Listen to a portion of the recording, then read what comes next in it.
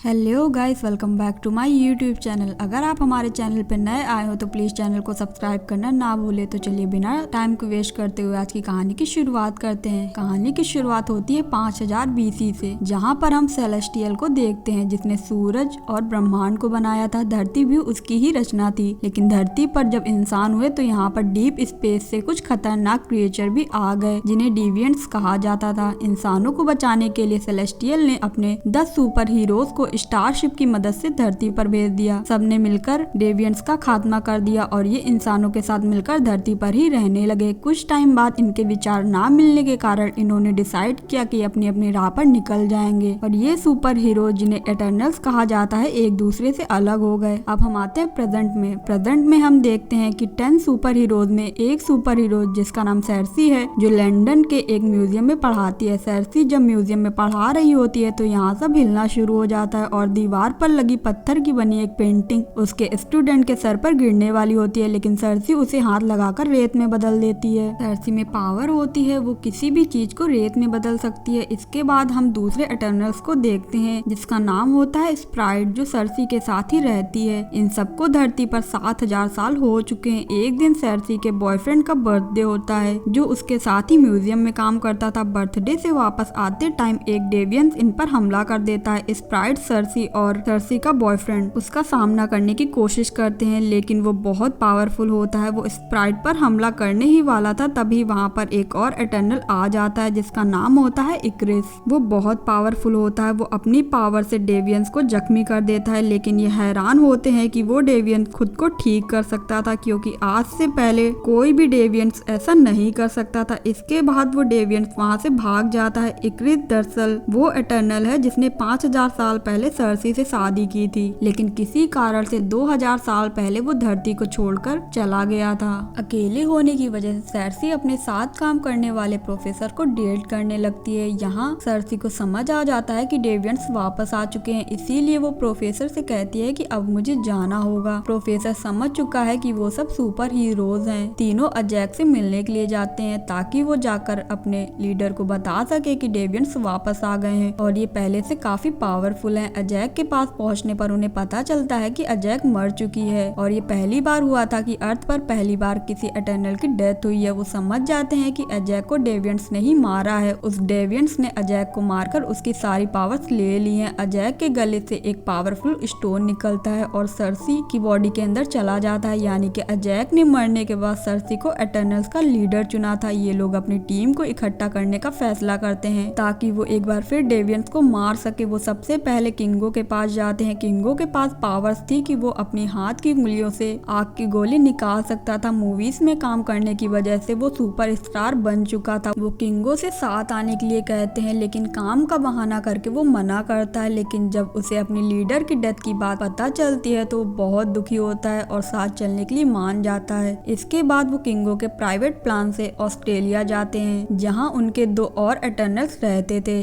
जब वो वहाँ पहुँचते हैं तो देखते हैं कि एक डेविएंट्स वहाँ मरा पड़ा है। किंगो का मैनेजर उससे कहता है कि ये डेविएंट्स तो बहुत खूबसूरत हुआ करते थे। अब ये यहाँ पर अपने एक और मेंबर से मिलते हैं जिसका नाम होता है गिलगमेश। वो उनसे कहता है कि क्या तुम मेरा केक ट्राई करोगे। जब ये लोग अजैक के मरने की बात उसे बताते हैं तो वो बहुत दुखी होता है और उसका बनाया केक भी नीचे गिर जाता है। इसके बाद वो लोग अपने एक और मेंबर के पास जाते हैं जिसका नाम होता है थीना, जो पेड़ के नीचे ड्राइंग कर रही होती है। थीना को दौरा पड़ता था। जब उसे दौरा पड़ता था तो वो किसी पर भी अटैक कर देती थी। 7000 साल से गिलगमेश ही थीना के साथ रहता था। थीना के पास पावर थी कि वो अपने हाथों से पावरफुल वेपन निकालकर अटैक कर सकती थी। जब थीना उन पर अटैक करती है तो स्प्राइट वहाँ के माहौल को चेंज करके थीना को याद दिलाने की कोशिश करती है कि वो कौन है, उनका मकसद क्या है। गिलगमेश के समझाने पर थीना नॉर्मल हो जाती है। इसके बाद सब मिलकर वहाँ खाना खाते हैं। सर्सी उठकर उस जगह जाती है जहाँ थीना ड्राइंग कर रही थी। वो ड्राइंग को देखकर अपने लीडर से कनेक्ट करने की कोशिश करती है। तभी उसकी सोल किंग लीडर के पास पहुंच जाती है। वो अपने किंग लीडर से बताती है कि डेविएंट्स दोबारा अर्थ पर आ गए हैं। उन्होंने अजैक को मारकर उनकी पावर्स को चुरा लिया है। अरिशम उनका लीडर उससे बताता है कि ये सब एमरजेंस की निशानी है। सर्सी पूछती है कि एमरजेंस क्या है। वो कहता है कि अब वक्त आ गया है कि तुम लोगों को डेविएंट्स को मारने के लिए अर्थ पर भेजा गया था और मैंने कई हजार साल पहले एक बीज अर्थ पर बोया था। उस बीज को बड़ा होने बनाने के लिए अरबों सालों और इंसानों की एनर्जी चाहिए थी, लेकिन इंसान और जानवर बनाते समय मुझसे एक गलती हो गई जिससे वो अजीब डेवियंस पैदा हो गए जो अर्थ पर लोगों की आबादी को खाकर खत्म कर रहे थे। फिर मैंने तुम सब एटर्नल्स को बनाया ताकि मैं तुम्हारे जरिए उन्हें डेवियंस को मार सकूं। यहाँ पर हमें एक और बात पता चलती है, जो थीना को ड्रीम्स आते थे वो उसकी पुरानी यादें थी जो पूरी तरह मिटी नहीं थी। सर्सी वापस आकर अपने सारे फ्रेंड्स को वो सब बातें बताती है। ये सब सुनकर वो सब बहुत हैरान होते हैं। सर्सी कहती है कि हमें इंसानों को बचाना होगा और एमरजेंस को रोकना होगा वरना सारे इंसान मारे जाएंगे। तभी इक्रिस कहता है कि हमें सभी एटर्नल्स को ढूंढना होगा, तब हम सब मिलकर फैसला करेंगे कि आगे क्या करना है। फिर ये सब अमेज़न के जंगल जाते हैं जहाँ इन्हें ड्रूइक मिलता है। वो ड्रूइक को सारी बातें बताते हैं लेकिन ड्रूइक उनके साथ जाने को तैयार नहीं होता। लेकिन तभी बहुत सारे डेवियंस उन पर हमला कर देते हैं। सर्सी अपने पावर से एक डेवियंस को पेड़ में बदल देती है, लेकिन तभी एक डेवियंस उनके एक साथी गिलगमेश को मारकर उसकी सारी पावर्स को अपने अंदर अब्सॉर्ब कर लेता है। उसकी पावर अब्सॉर्ब करने के बाद वो अपनी शक्ल बदल देता है, वो इंसानों की तरह दिखने लगता है। फिर वो वहाँ से भाग जाता है। ये एटर्नल्स अपने साथी की मौत से बहुत दुखी होते हैं। इसके बाद सारे एटर्नल्स इराक जाते हैं जहाँ 7000 साल पहले जमीन के अंदर अपने स्पेसशिप को इन्होंने दबा दिया था। इसके बाद ये स्पेसशिप को जमीन के ऊपर लाते हैं। जब ये स्पेसशिप के अंदर जाते हैं तो इसके अंदर उनकी एक साथी पहले से ही मौजूद होती है। वो बोल नहीं सकती है, उसकी रफ्तार बिजली से भी तेज होती है। इनमें से एक एटर्नल कहता है कि हमें अपनी पावर्स को इकट्ठा करना होगा, तभी हम एमरजेंस को धरती से बाहर आने से रोक सकते हैं। वो इन सबको एक ब्रेसलेट दिखाता है जिसका नाम होता है यूनिमाइंड। हमें यूनिमाइंड बनाना होगा ताकि हम एमरजेंस को धरती की कोख से निकलने से रोक सके। सर्सी के गले का स्टोन चमकने लगता है। उसे एहसास होता है कि एमरजेंस होने वाला है। फेस्टोस मक्कारी से कहता है कि तुम जाकर पता करो कि एमरजेंस कहाँ होने वाला है। मक्कारी पूरे अर्थ पर घूमकर पता कर लेती है कि एमरजेंस कहाँ होने वाला है, लेकिन तभी इक्रिस फास्ट फूड की मशीन तोड़ देता है। यहाँ उन्हें पता चलता है कि इक्रिस ने अजैक को मारा है। जब अजैक ने इक्रिस को ये बात बताई थी कि एमरजेंस होने वाला है और हमें अपने सारे एटर्नल्स को इकट्ठा करके उन्हें ये बात बतानी होगी, तब इक्रिस ने अजैक को उन डेवियंट्स के आगे फेंक दिया था। उन डेवियंट्स ने अजैक को मारकर जब उसकी पावर्स ले ली